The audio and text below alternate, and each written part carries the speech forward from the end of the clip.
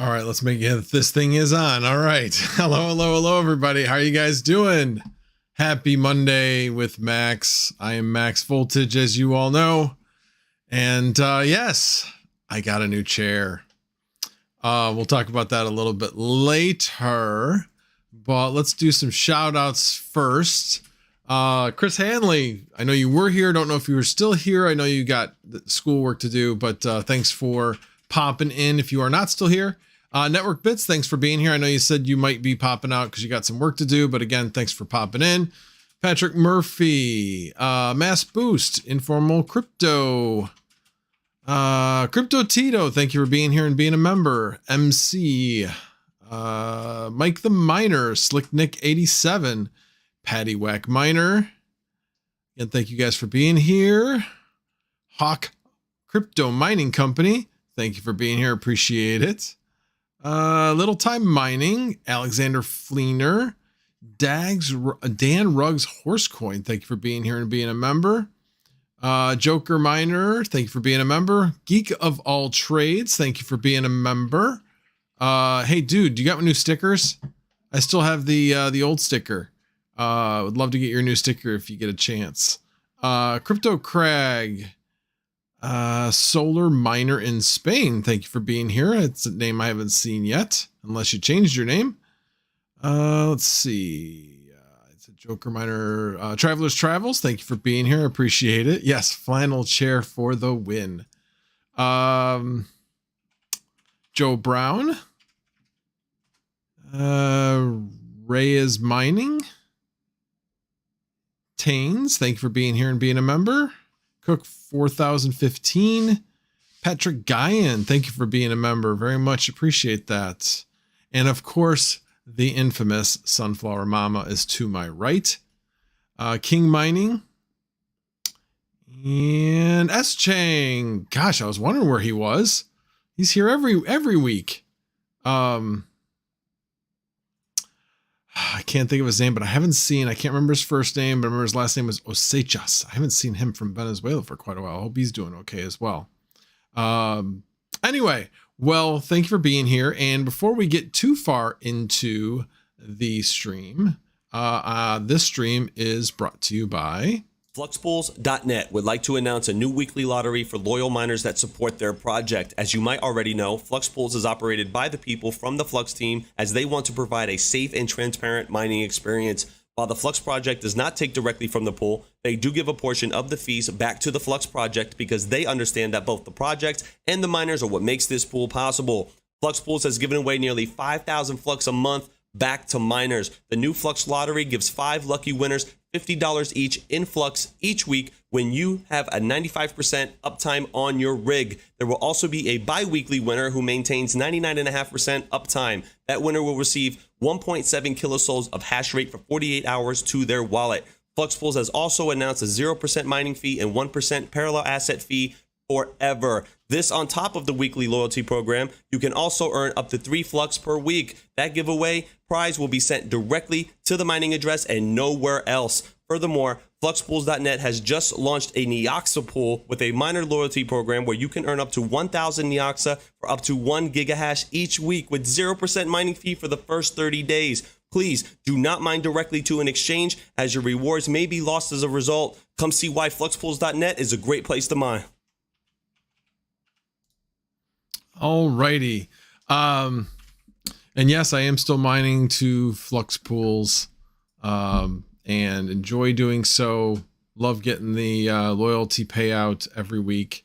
Reliably getting the parallel mining asset payouts as well. So if you are going to mine Flux, then I suggest that is a great place to mine. Alrighty, well, let me check out some of the messages. Hey, so Taines, you do say the sound is good. That's good.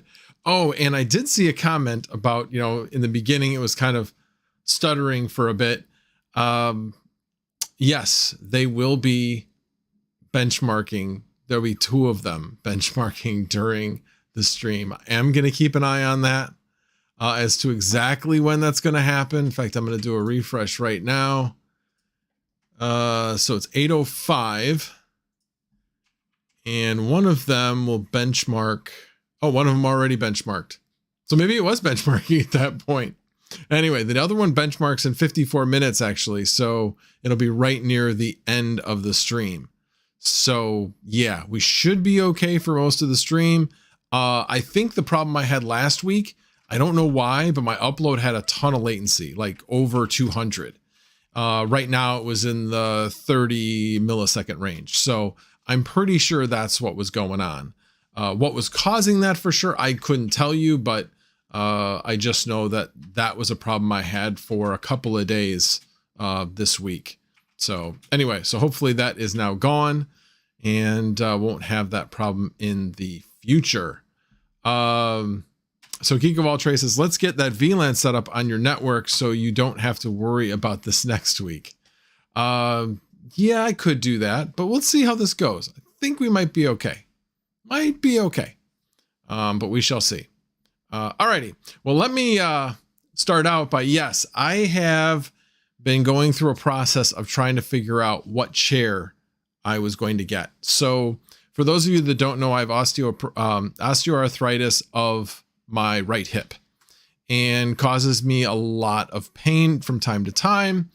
And I figured out like a while after the pandemic that the chair I was sitting in was contributing to the pain.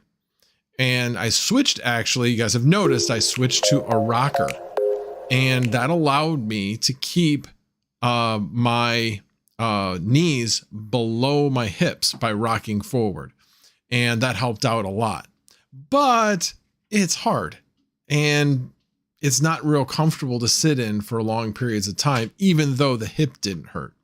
So I had done some research on chairs, and one of the things they talked about was both a waterfall front and a front of the chair that flexes. And so in doing so, I started researching what kind of chairs have those. and everything led to steel case chairs. So a couple months ago, my work was nice enough to purchase a steel case AMIA chair from Crandall Office. And I had actually arranged all that. And I had found them. There's a couple of different companies out there that remanufacture steel case chairs. And so that was the lower cost of the two. And I like it. But then I looked at the Leap V2, and it seemed like a lot of people like that a lot better. So, and I like the look of it better too. So I decided to splurge a bit and get the Leap V2, but not just any chair. I was like, wait a minute, I can pay $30 to get this thing customized. Like I can have it printed with whatever I want. And so naturally get it with my logo. And of course, get it with a flannel pattern. I mean, that just speaks to me. So anyway, thank you very much, 56, for the $5 super chat and the 5 bowls of ramen. Very much appreciate that. And Joker Miner, thank you for the $4.99 super chat. Chair Fund. Oh, you also give poker lessons. Yes, we will talk about the poker tournament as well. Not very long, but we'll talk about that in a bit as well. But anyway, if you do, one of the other things that led to this was, I think it's about a year to a year and a half ago, Gamers Nexus put out a video talking about gamer chairs versus office chairs. And the overwhelming review was that gamer chairs suck. Can't put it any other way compared to well-built office chairs. Now, of course, they were comparing it to the Herman Mill Aeron or something like that. I think that's what it's called. And that's just like the gold standard of office chairs. But Steelcase is no slouch either. So they didn't actually do a specific comparison with Steelcase. But the overwhelming conclusion was, go get an office chair instead of a gaming chair. You're going to be much happier. Your butt's going to be much happier as well. And so when I saw this, I was like, well, you kind of get the best of both worlds. You can game it up as much as you want. You can actually get a headrest for this chair if you wanted a headrest. I didn't really want a headrest. But bottom line is I would rather have this chair than a gaming chair because it's more comfortable, fits me a lot better, as well as I can make it how I want to make it. So anyway, right now they have a 20% off on their chair returns, basically their steel case returns. So it's not anything you can customize, but they're almost new basically. So you can get 20% off of those. Those are really expensive though. They're like over $1,000. Yeah, that was way outside of mine. See, like this chair is like made in the 2007 to 2014 range. So it's an older chair, but it's still the same one that they make today. And these things are built like tanks. So they remanufacture it by putting a new seat cushion on it, a new back cushion on it, new arms, new, I'm trying to think of what they call it. But anyway, the thing that basically holds the seat on, they give you a new one of those. So there's a lot of pieces of it that's new, but there's a lot of pieces that are reused. Like the whole frame of the chair is reused. New wheels. Anyway, but now you're talking in the range of somewhere around $400 to $600. So much less expensive. Now, I did approach Crandall Office Furniture and said, hey, I will do a video on this. What do you think? What could you give me? So they gave me 15% off. So an extra 5% off than what they're offering right now at 10% off. So again, for true total disclosure, transparency, all that is what I said I would do. And I was going to do it anyway. And as you know, on this channel, I do not take sponsorships or agreements or anything like that on anything I don't believe in. Again, I came to that agreement with them after I had bought the AMIA chair and loved it. So anyway, bottom line is I really enjoyed working with the company. They do have a YouTube channel. You can go check them out there. I will put that in the description. I also in the description have an affiliate link. So if you are interested in this, if you would please use the affiliate link, it will help support the channel. So enough of that. So anyway, all right, let me see what kind of comments I may have missed at this point. Patrick Gian, variable balance kneeling chair. Look into it. I have an original from the 60s, I think. It does do wonders for the joints. I have seen those, and I had thought about that. I mean, heck, sitting on a balance ball is supposed to be really, really good for, your core and your posture and all that kind of stuff. So, yeah, there's other things, but I don't know. There's certainly something about when I just sit in this chair, it's just like immediately it's just comfortable. So, anyway, yes, there's lots of options out there, that can be good for you as well. Let's see. Pearl Rival says you might want to consider the headrest at least for the Saturday night streams. You're funny. You're funny. Not wrong, but funny. Anyway, I mean, there's certainly people, I mean, everybody talks about their Secret Labs gaming chairs. Yes. If you're going to get a gaming chair, that's the one, but you're talking about the same price range. You're talking about in that $500 price range. So would you rather get a Secret Labs gaming chair, or would you rather get a customized Steelcase gaming chair that has a 12-year warranty? I forgot to mention that 12-year warranty. They match the Steelcase warranty. So this thing is, like I said, built like a tank, not going anywhere. Anyway, I absolutely love this thing. So anyway, alrighty. So that's the first part of show and tell. Definitely, I was very excited on Friday when I got that, plus my Node hardware on that same day. But anyway, definitely was really happy when I got that. And then, of course, there is the thumbnail showing Ethereum Rescue. This was circa, mid 2000s, because it's a Mighty Kids meal. Mighty Kids meals came out in 2001.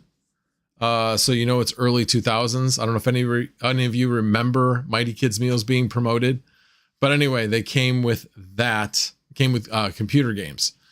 Anyway, my wife was cleaning out the garage this weekend and found a number of, I guess you could say, interesting artifacts. How's that? Because some of these are quite interesting. So there was that one. That's probably one of the more interesting ones, just because of crypto and saying Ethereum Rescue, and maybe it needs a little rescue at this point. This one isn't so old. I'm going to go from kind of newest to oldest. But this one's not too old. This is just the holder.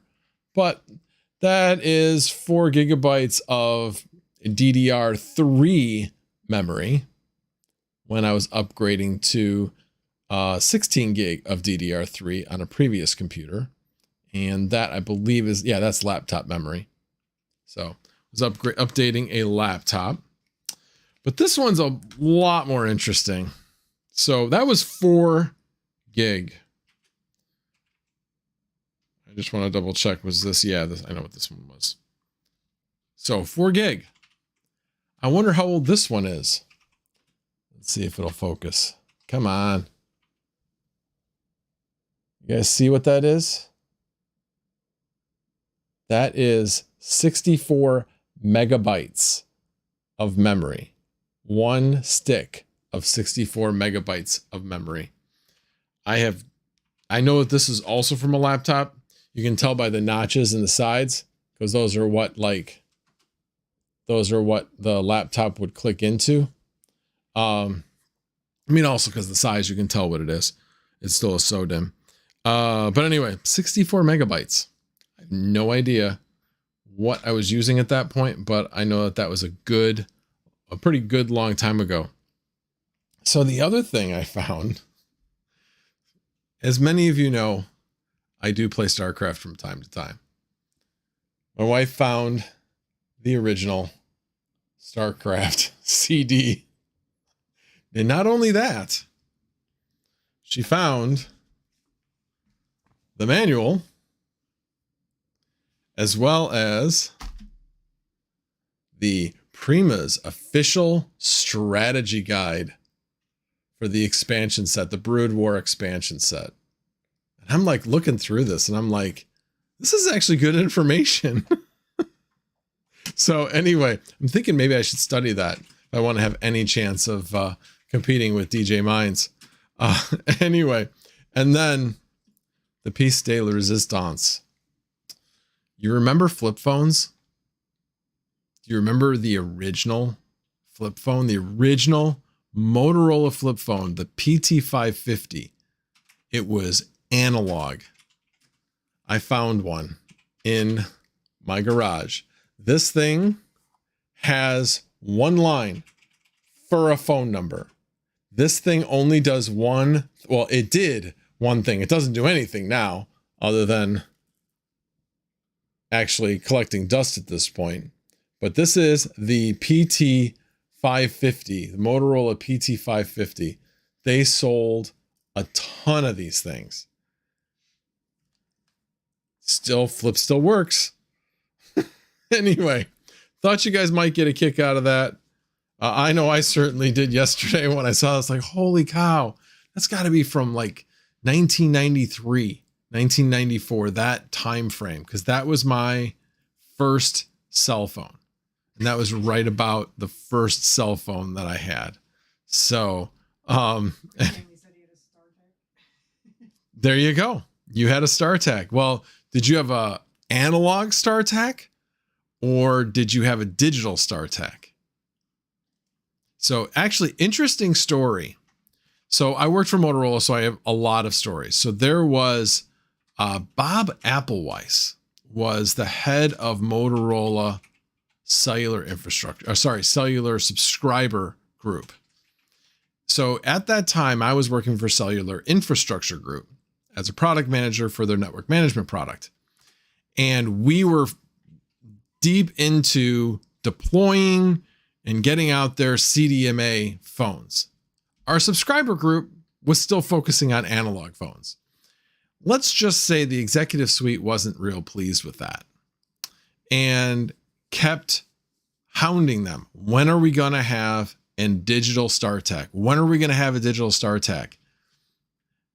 And then Bob Appleweiss got really tired of the question and said to Chris Galvin, well, I bet you wish you would have bought, oh God, I can't even think of the name of the company. Oh, they make chips for cellular technology. Oh my gosh, I totally ruined the story by not remembering the name of the company. But anyway, they made the original CDMA chips and well-known company. Please, Qualcomm, thank you. I bet you wish you would have bought Qualcomm about now. And Chris Galvin basically said, get out, you're fired, and fired him on the spot. And he was never to be seen again. Now, of course, that story is like infamous and who knows how true it was, but it was pretty clear that Bob Appleweiss went away very quickly without even a mention in press releases or anything. So found that very interesting. And yeah, shortly after that, they did finally put out a phone with CDMA technology in it. Anyway, yes, Patrick Guyan, Iden for the win. Funny, I used to actually be in that group. I was an international sales engineer for the Iden group. And I traveled all over the world, including actually the Philippines. Dealt with some big wigs in a couple different countries. We were working with Kia at one point. We had like a $500 million letter of intent with some company in China that had a huge celebration, learned Gambay in China and learned how to stay out of the limelight on that. So I didn't get drunk under the table. But anyway, yeah, those were some good times at Motorola. We had some great successes back then. But anyway, all righty. Well, let me back up and go back. I've kind of got off on a bunch of tangents, but let me catch up with some of the chat. Was that a Win95 CD? No, it was not a Win95 CD. Geek of all trades. I probably have one of those somewhere though. I mean, those were all over the place. Heck, I probably have an AOL CD somewhere, although I think we threw that out. What was that? You found the AOL CDs? Oh, Yahoo even. Okay. Well, that would have been great for this. But anyway, oh well, she didn't think about the possibilities of everything as content. Anyway, hot crypto mining, flannel shirt, flannel chair, flannel underwear. No, but I do have flannel pajamas that I love to wear around the house on the weekends. So there you go. But no, I do not have flannel underwear. That would be a little uncomfortable, I'm thinking. I don't like my boys to be all that hot and bothered. But anyway, let's see. Sorry, scrolling down lower. Mass boost. Oh, that one. I have an older one nicknamed the Brick. Oh yeah. Well, you also have the ones that was the bag phones. Those preceded the PT550. So those were around. I knew some people that had those before the PT550. I just didn't have any interest in it. And yes, the PT550 was indestructible. Drop the thing. I mean, that's the way they made the phones back then with Motorola. It was like, that was like their big thing.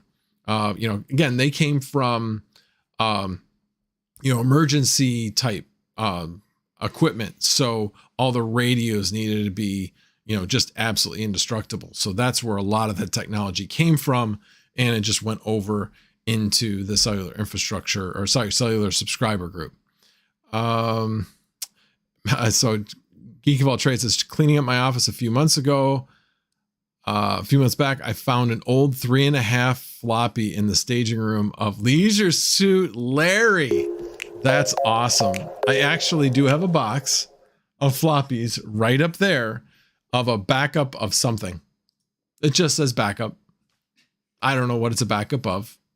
Something. Maybe it was just all the files I had on my old IBM PS2 286 computer. That was the first computer I had. Okay. Anyway, she says, read what Mining King just wrote. Max, Project Thunder in benchmarks now. Oh yeah. We'll talk about that in a little bit. It's not just in benchmarks. They've actually been changing it in the Flux OS to support Project Thunder. So yes, they are implementing features in benchmarks and in the Flux OS, and I'm sure in other things as well, in order to support Project Thunder going forward. That's pretty much all the news there. Yeah, Patrick Guyan. Yeah, you are after my heart. Well, I used to, in the 90s, I traveled all over the world. I was in Saudi Arabia for 2.5 months, actually during Ramadan. I have been to Sao Paulo. I've been to Bogota. I've been to Rio, Munich. I even started getting into Asia because that's where I mainly was. What city in Spain? I can't think. I was in one city in Spain. Been to Zurich, Amsterdam. Anyway, and then all over Hong Kong, Beijing, Seoul, Singapore. I have actually never been to Taiwan except landing there and taking off. That's it. But anyway, I've never actually been in Taiwan other than that. Same thing with Japan. I've been through it, but I've never actually been in the country. So anyway, alrighty. You guys are learning a lot about me anyway. Let me go back up, make sure I didn't miss anything. No, I think I caught everything there. And thank you for the super chat, Mining King. I do appreciate that. I was going to get back. You tagged me. I was going to get back to it. You didn't need to give me a super chat so I'd read it. All right. And then Geek of all trades, Hawk crypto mining flannel banana hammock. Ew. And then me too much information. Yeah. No, definitely not flannel underwear. There's a reason why I don't think that's really on the market. SoxFan96, thank you for being here and being a member. This is way too easy to tag people via browser that the app. Oh. Oh yeah, totally easier on a browser than it is on the phone. That's for sure. My first computer was an 8088 with two 5 1/4 floppy drives. Wow. And you don't look that old unless you had it as like a 2-year-old. But anyway, that's cool. That is very cool. I actually had a roommate in college who had an Apple IIe. So I thought that was kind of cool when he had that. And actually we were the first class that went through the Fortran programming class that did it on a Mac, Macintosh, the original Macintosh. That was cool because otherwise you had to like submit your code and run it, and you had to wait for computer time. It was just a real pain. It was a real pain. Yes, I was not anywhere near the punch card days. For anybody that might be thinking that, I was not near the punch card days. So anyway, alrighty.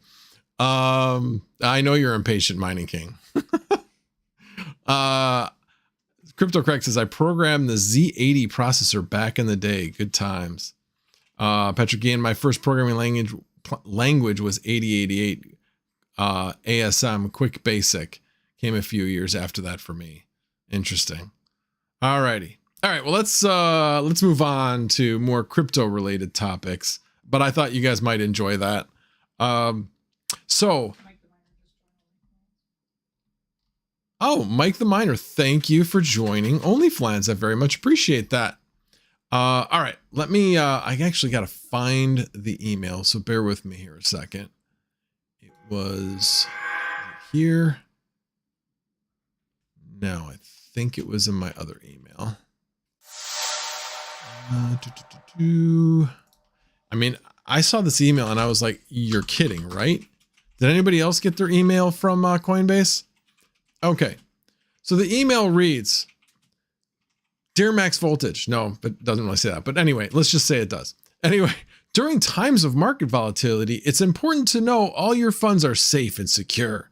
Coinbase is a US-based public company with audited financials proving fully backed customer assets, and there's nothing more important than protecting your account.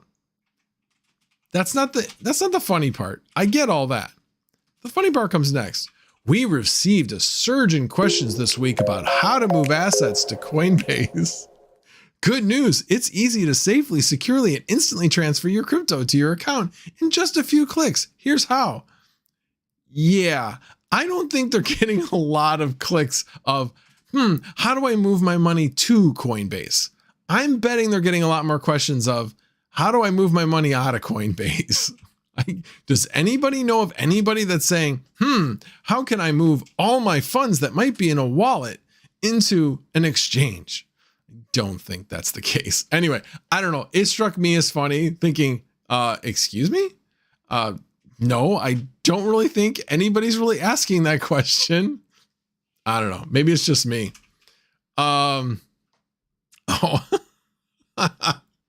Hawk Mining, thank you for Crypto Mining. Thank you for the super chat. Max needs fiber. Let's get Max faster internet.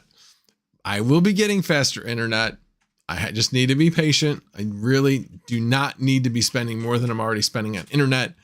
Probably within the next 6 months, the upload speed will go up to 200 megabits per second, which is plenty fast for what I need to do. Anyway, Big Wooly, thank you for joining us. I appreciate that. And okay. All right. Like I said, I found that funny, so I just thought I would share that with you. Another thing I wanted to talk about, and I've talked about this on a few streams, but there's always a silver lining when things go bad.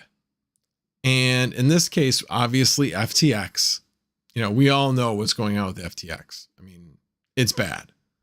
Not good for crypto. No, absolutely not. But with the demise of BlockFi and all these other interest generating accounts, exchanges that have focused on interest bearing accounts, and the demise of those types of exchanges that focused on that should actually increase the interest in DeFi, because people still want extra return on their crypto.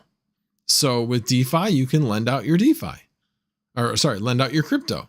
So I'm thinking there may be a rejuvenated interest in DeFi. So all of these cryptocurrencies that have now invested in smart contracts and making the right partnerships with, why am I drawing a blank? Uniswap. That was what I was trying to think of. And other swap companies, Pancake Swap, Sunday Swap, all of these different ones.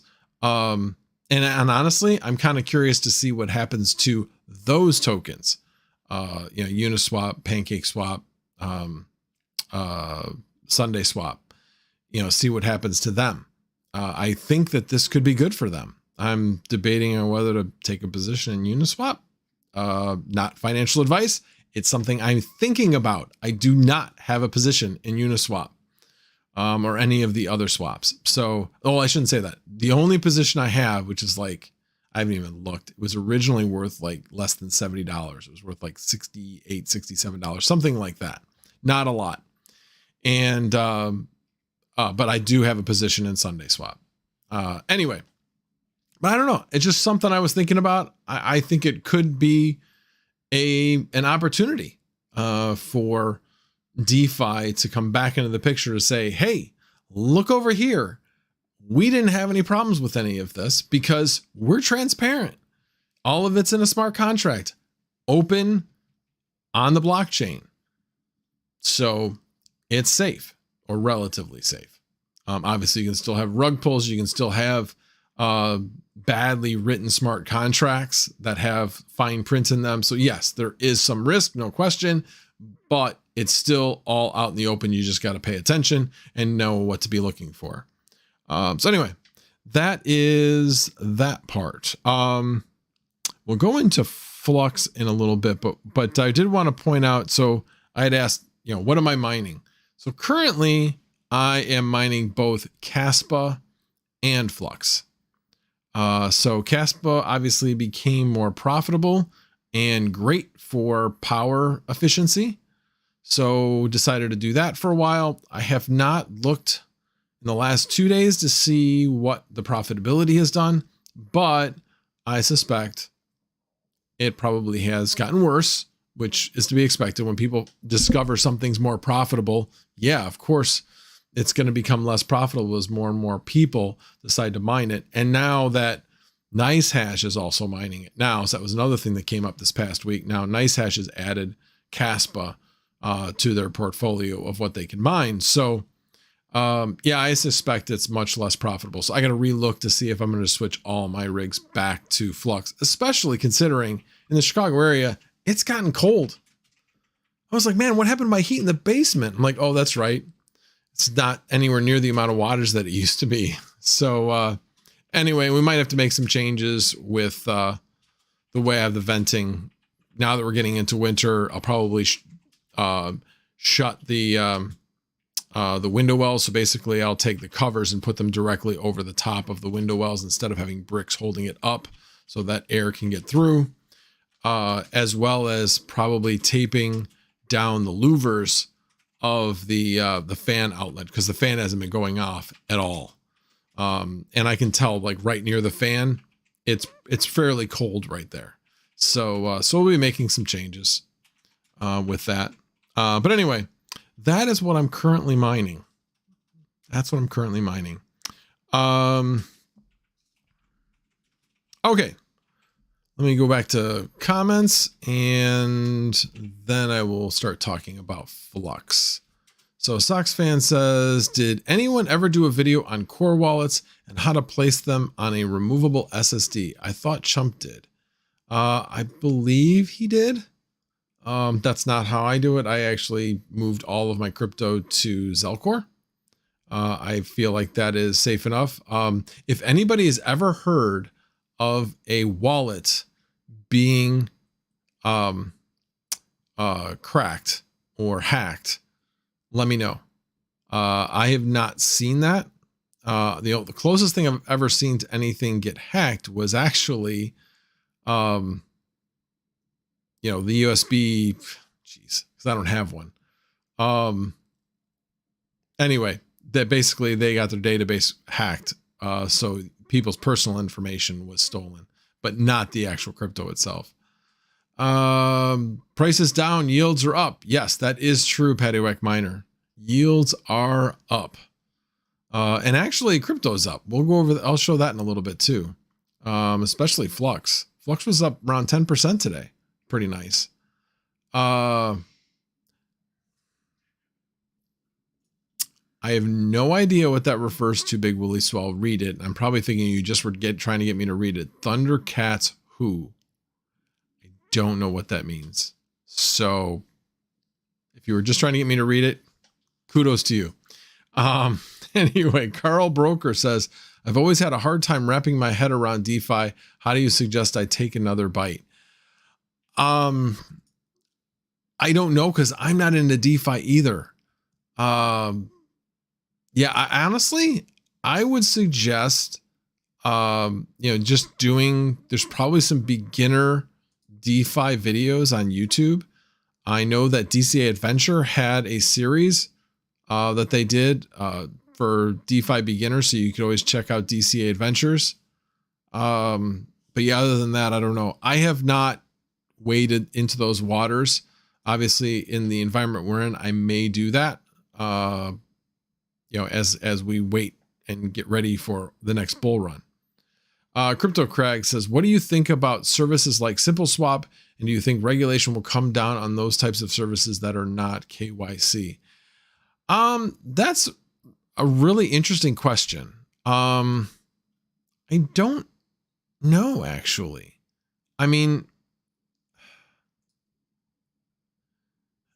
because I don't know. I don't know enough about how all of that shows up on the blockchain. If SimpleSwap at least somehow makes it open for regulators to see, like, okay, this person did this swap, or this person gave you this. What did they get in return, or where did it go?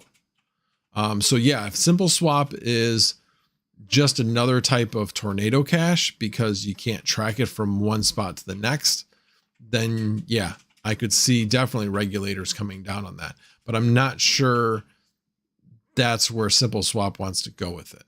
So I don't know.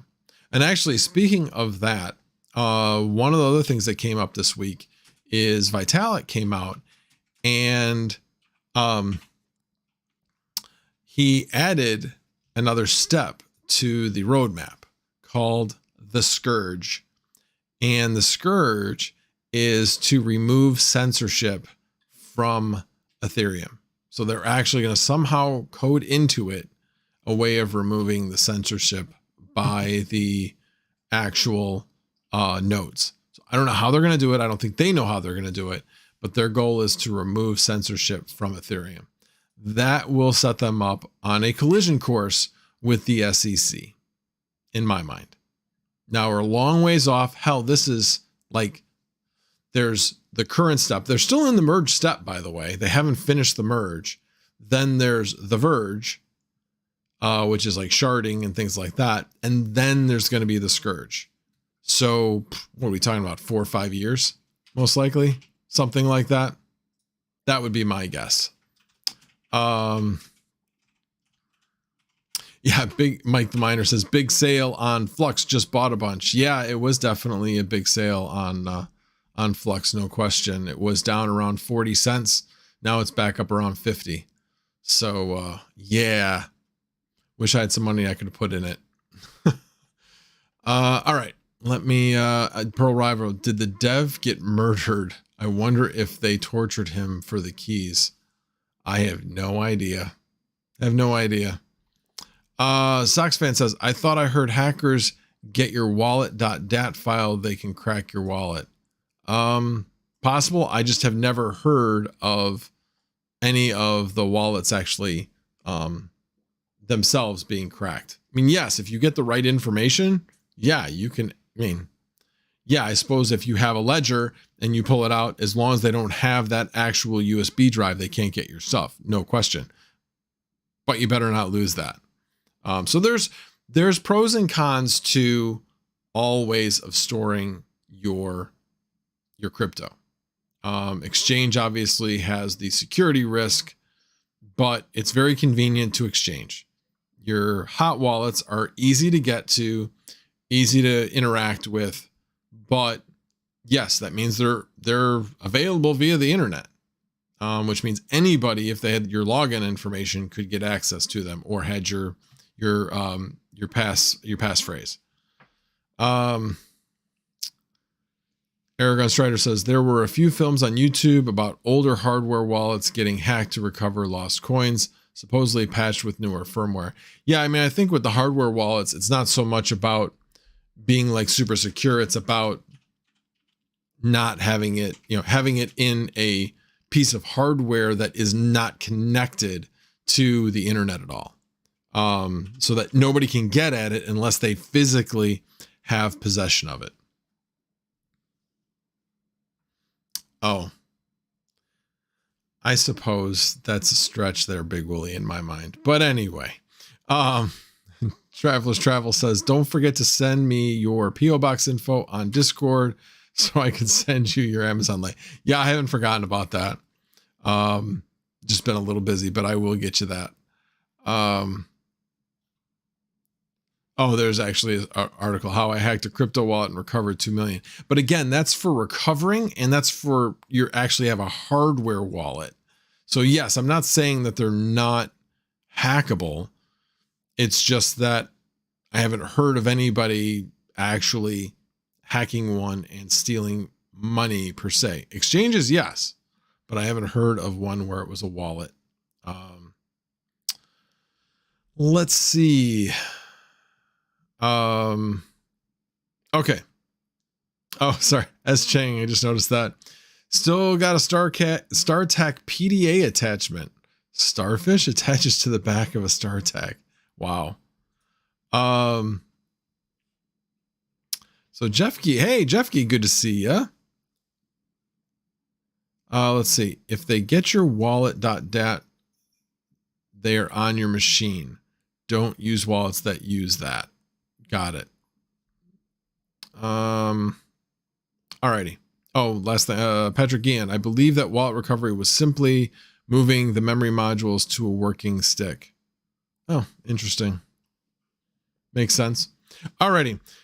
So what is going on with Flux? Holy cow.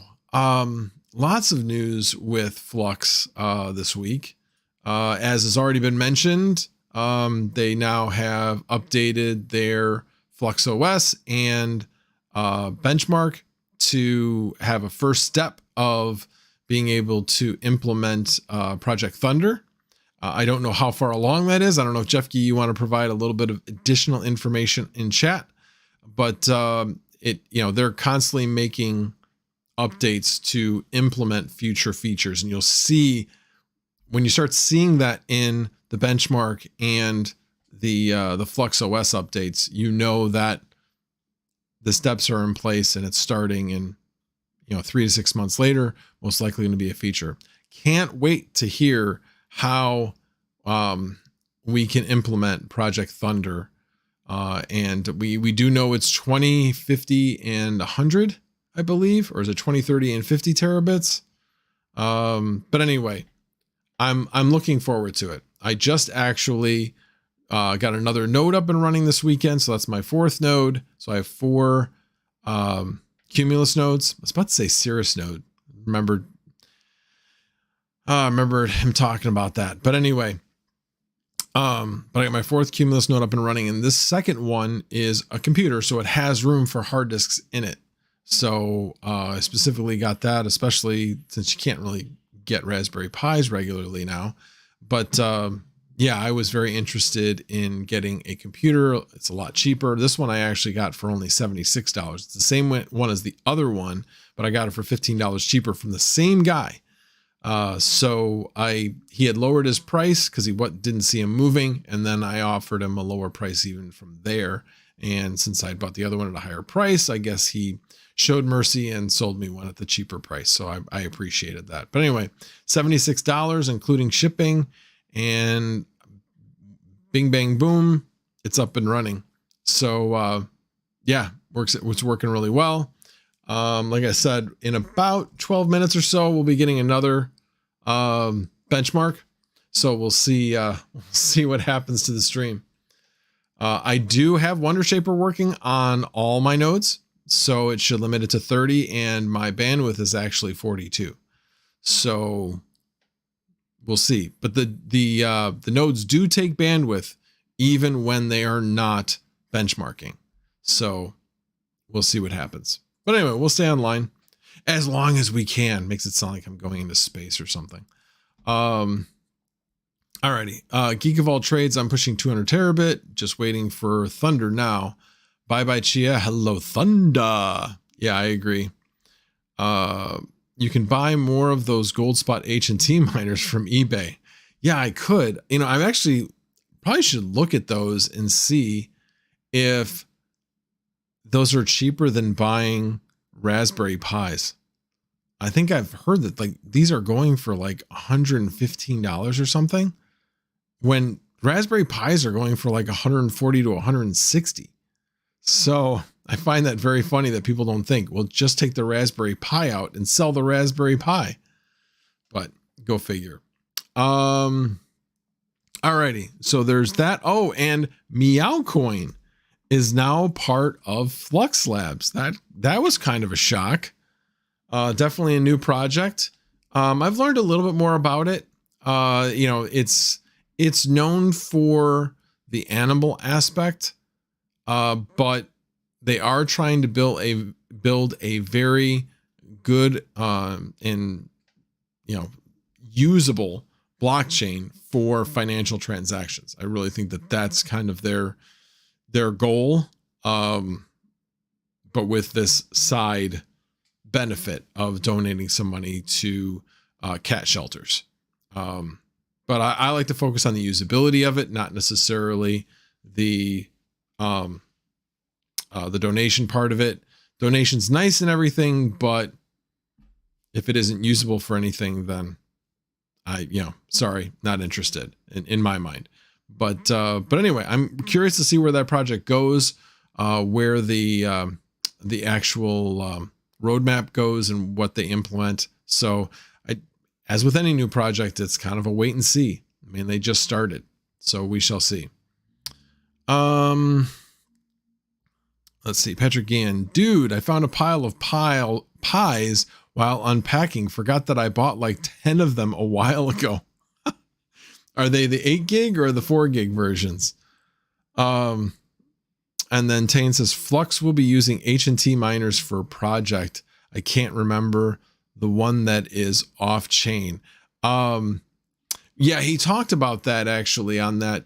But I'm not sure if it was just for Cirrus or if basically what Dan was talking about was actually providing like a turnkey solution for turning your helium miners into nodes, whether it be Cirrus, which you can use a 4 gig Raspberry Pi to do Cirrus, or to do a Cumulus node. So I thought that was pretty interesting. Dan said he had tried to be in contact with Helium to say, hey, why don't we put both of them on the Raspberry Pi? They can very easily operate together and there's more usability in it.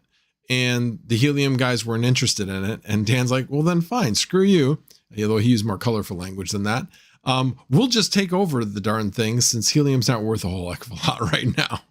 I found that very funny. So anyway, funny how I'm talking about Flux, but somehow I can work Helium into the conversation. But that's Tane's fault. Again, it's always you guys that bring up Helium. I don't bring up Helium. Just saying. Anyway, that's about as close of a rant as you're going to get. Anyway, Wait, what if you could run a Flux node over the H&T network? No, you need a heck of a lot more bandwidth than the H&T network. Now, could you run a Helium node over the Flux network? Well, kind of, I suppose, using it for the transmission and all that kind of stuff. But yeah. Anyway, bottom line is this was more about having them work in the same device at the same time. That was the intention of it. Petrogan 8. 8. Oh, interesting. I assume along with some other single board computers. Oh, H&T said no. Got it. Yeah, good old Leaky Dan. Anyway, alrighty, let's see. What else was I going to talk about tonight? I talked about that. Oh, there is, for those of you that are running nodes, make sure that your node's updated to Flux OS 3.27. That just came out, I think, within the last 24 hours. And don't forget, if you have not updated your Zelcore wallet software, to do that. Now, I know when I was updating my computer with Zelcore, I know you're not supposed to have it on your main computer. Anyway, when I was updating it, it would not update. So you have to delete, you had to delete it and then reinstall it. So your mileage may vary. I don't know if they fixed that issue, but that was what I needed to do at that point. But definitely like the new skin. Pretty much the same functionality, but I think it looks better. So definitely like it. And let's see if I covered everything. Okay, I even put Meow Coin twice. Let's see. I did that one, did that one, did that one. Oh, of course. I forgot about the Darrow poker tournament. So if Joker Miner is still around, he finished third. Correct me if I'm wrong, Joker Miner. What was your name on PokerStars? If you don't mind telling us, I can't remember what it was, but he took third. I was, of all the YouTubers on the stream, I was the last one standing, but we didn't have a very good showing. I finished 34th out of 160 some that started. So, it's funny because I find that the tournaments I do well in is when you have horrible hands and then you have really great hands and they just play out a certain way and then you catch some cards. So I had a couple of really good hands that got me to basically quadruple my starting stack from around 3,000 to about 12,000. And how I did that was basically through 3 hands. And it was like full house or flush, where I know 2 of the hands. I don't remember what the third one was. But where the other person had 3 of a kind, but I had a much better hand. One person actually with the full house, somebody had a flush. So yeah, it's hard to fold those really, really good hands. In fact, when I got knocked out, I had a flush, but the other guy had a full house. Although, to be truthful, he hit his full house on the turn. I hit the flush on the river, so it didn't matter. But I didn't see it. So I thought, like, I hit the flush. And then I lost. I was like, what? I'm like, oh, I missed the full house. But I was all in before he even hit the full house. So it wasn't like I didn't know what he had. I was running low on chips. I had a good hand. I had multiple outs with straights and things like that. And he just caught the full house instead. So anyway, it was fun. It was fun. Put a 1 in the chat if you were in the tournament.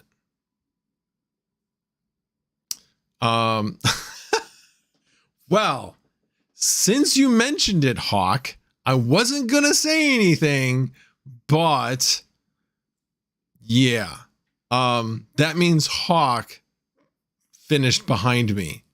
Well behind me. He finished well behind most of us. So, yes, I was going to resist, but you pushed me into it. You pushed me into it. Anyway, I feel like I should like bring you on right now if I had the ability to call in, just so that everybody could hear the rant, because I know there'd be a rant. I can hear it. I can hear it. Anyway, alrighty. Is there so we've been going about an hour. I turned over a new tree. I love that. I love that saying. Yeah, Hawk just didn't turn over a new leaf. He turned over a new tree. I love that. Alrighty. Yeah, it's honestly, it's really hard because there's a wide variety of abilities, and it's trying to figure out the guys who know how to play from the guys that don't. And that's pretty difficult. Thank you for the super chat, Mining King. Get wrecked, Hawk. Hey, I have to read the super chats. That's the rules. So don't blame me, Hawk. It's Mining King that made me say that. Anyway. Oh, I could call in tomorrow to Hawk. I don't know if he'll let me on after that. Anyway. But yeah, I then got a string of really bad cards, and so I just kind of was slowly going away. And then there were a couple of bad decisions. One of them was I knew I was beat, but I had a good hand. It was one of those things. I had 3 of a kind. It's really hard to fold that. And I had been doing really good at folding good hands that I knew I was pretty sure I was beat on. So there was that one. And so I lost about a third of my stack of them. I basically went from about 12,000 down to 8,000. Then there was another one where there were 2 aces and a bunch of other stuff. And it didn't matter what the other stuff was. There was no flush on the table. There was no straight on the table. And I had 2 jacks. And I was nervous that somebody had an ace. And I'm like, yeah, 2 pair generally in this situation does not win. Well, the winner was aces and 10s, 2 pair aces and 10s. Basically, the person matched a 10. Well, I would have won that hand, and that hand was a big ass pot. So that was a bad decision. And that's the other thing. There was a flush draw on the table, and the way the guy played made it look like he had a flush draw. And it was actually Squid Boy. And so that's why I thought, hey, yeah, he's got a flush draw. Anyway, oh well, it's poker, it's the game, but it was fun. It was definitely fun. It's nice when you get to play for a while. I made it past the second break, so it was definitely fun. Definitely fun. Alrighty, let me see if there are any other comments. Yeah, gotta figure if your hand is best or could be beat. It's exactly it. And in that particular case, because of the way the guy had played, I thought I was beat. It's one of those things you have to be really careful and play your odds, because you can slow play, but then somebody might have a drawing hand and get you beat on the turn of the river. And that's the key. So if you've got like 2 aces and, it turns up 10, 8, 7, and the guy's holding a 9. And you're like, okay, I need to get this guy out. Or you keep trying to string him along, hoping he doesn't hit his draw. Yeah, that's the tough part. Now, the great part is, and this was fun, I was able to do it on those 2 hands I mentioned where I got a full house and a flush, and there was nothing else I knew that was going to beat it. In both cases, it's one of those things. You get the hand that there's nothing else that can beat that hand. This was an ace high flush and a full house on 2 different hands, and I caught them both on the turn. So now I had been slow playing it, but then once I got it on the turn, I slow played it again, and they bet again. I'm like, cool. I am gonna, because that means he's probably got something. I'm just gonna call. I'm gonna think about it, of course, and I'm gonna call, and then I act first. I check. They bet again, and then you put the hammer down. But you got to be careful. Don't put the hammer down too hard. You got to make them want to call, because now all of a sudden they go, oh crap, I'm caught. If you go all in where you're like just putting like an extra way over what they have, then they'll just fold because they want to stay in. So you got to put something in that's going to really deplete them. Now what's funny is one of the guys that I did that against, he got down to like 1,000 chips with the hand I was in with him. And I don't know if he would have called. He might have gone all in and I would have knocked him out. He stayed in longer than I did. I think he got in. He was definitely into the money, I think. Anyway, just thought it was interesting that somebody that I could have possibly knocked out, but wanted to make sure I got the chips out of him. I'm kind of curious if I could have knocked him out if he would have called. But anyway, again, always a good time. Always like thinking about, strategizing and trying to figure out the best way to do things. Sox fan, thank you. Did you pay for your pre-search node on Flux? Is it due yet? Shoot, it might be due today. Thank you for the reminder. Now I got to look. Shoot. Well, I know what I'm doing after this. I'm going to pay for my pre-node after this, because I was waiting for another week. You're like, I'll do it when the time comes. See, I'm hoping they simplify that and actually just make it automatic. Just take my Flux out of it. Don't make me have to renew it every month. It's a pain. So, alrighty. Well, again, thank you, Sox fan. I very much appreciate that. So, and on that note, okay, so Carl Broker says, what's a pre-search node? All right. So pre-search is it's a cryptocurrency. It's a token. But what they do is their use case is that it is a unbiased search. So it's a search engine that goes to other search engines and basically accumulates the results and organizes the results. So that you're not just getting whatever, direction that Google wants you to go, or Yahoo or whatever. It's getting all of these inputs and then creating a result from all of that. And by doing that, by using that, you can gain, just like using a Brave browser type of thing, but this is through the search engine, you can gain pre-tokens.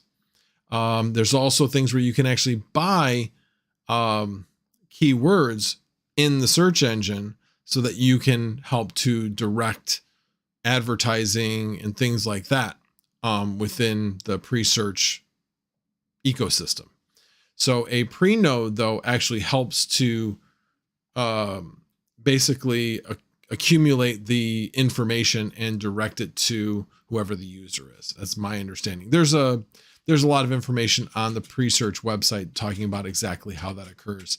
But anyway, yeah, I've got a pre-search node and it's been making quite a bit. So it requires 4,000 pre, which at the time when I did it was about $270. But at this point, I know it's less. Let me see if I can find amongst my many tabs. Yes. I just got to find the right set. I think this is the one. It ain't that one. It ain't that one. It ain't that one. It's definitely not that one.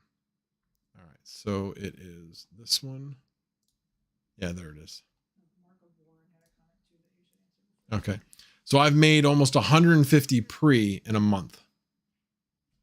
Let's see. Does it say exactly how long it has been? Let's just make sure it's still online. It is still online. That is good. All right. I'll definitely do that right after this. But anyway, but yeah, 150. I mean, let's do the math. 150 times 12, 1,800 divided by 4,000. That's 45% return. Now, of course, that's assuming that pre is still worth the same amount at the end of that year. And that's really the key. All right. Hopefully that answered your question.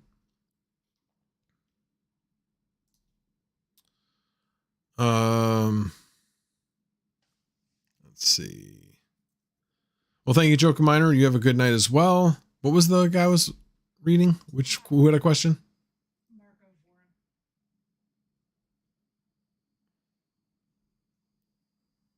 Oh, there. Oh, okay, got it. Max, have you explored the streaming service that Neoxa is planning to develop through the upcoming change to masternodes? I have not explored it. I do know that you can stream on the Flux network. They did it last Saturday or last Friday, actually, just on a whim.